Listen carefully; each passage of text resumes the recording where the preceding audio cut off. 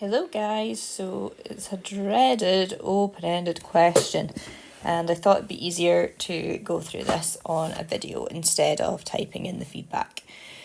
So what to remember when it comes to open-ended questions is there is no such thing as a perfect correct answer.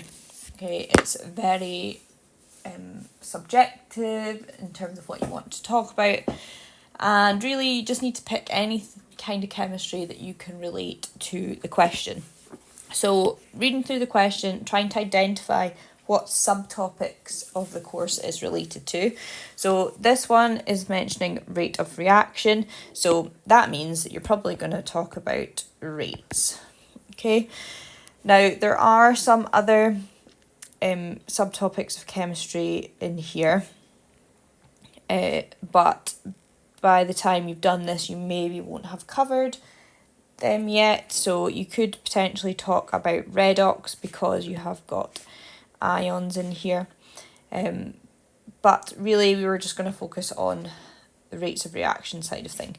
So determining the rate, we can start with, well, if we think about how to work out a rate of reaction, we have to do an experiment. So you would talk about what experiment you would do. So this would involve drawing apparatus,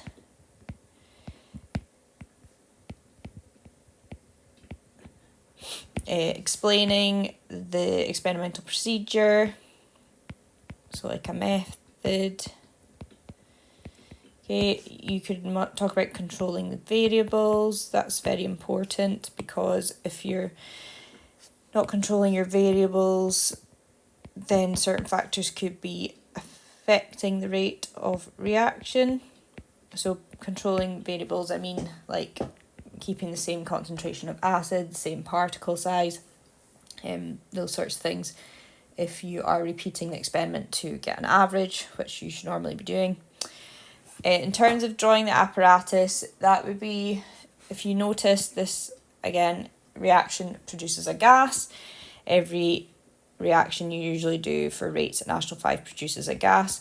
So therefore you would collect the gas in a gas syringe or an actual measuring cylinder over water. Or you could measure the mass lost.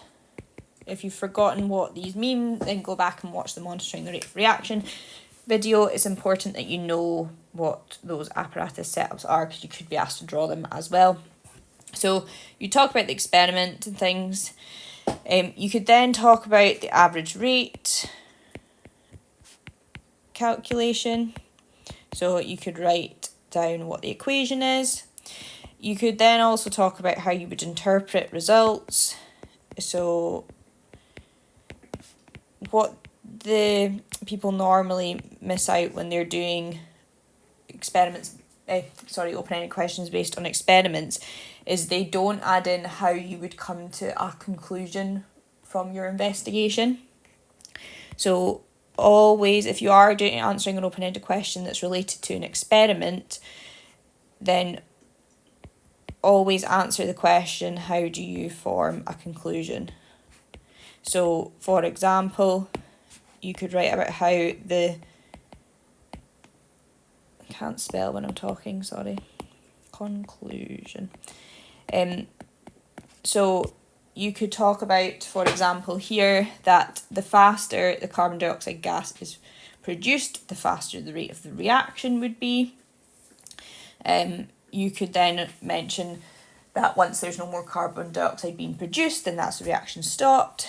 So essentially you're regurgitating the majority of the monitoring the rate of reaction video and summary notes, and also the calculating the rate video as well. So obviously I've just written down bullet points here. You would elaborate on this, draw pictures, write paragraphs. But I would also recommend in your exam on a bit of scrap paper, before you start writing your answer to an open-ended question, jot down bullet points of things that you want to mention. And I would normally always pick 3 things that you can write a paragraph about, if not more. Okay, so I hope this helps.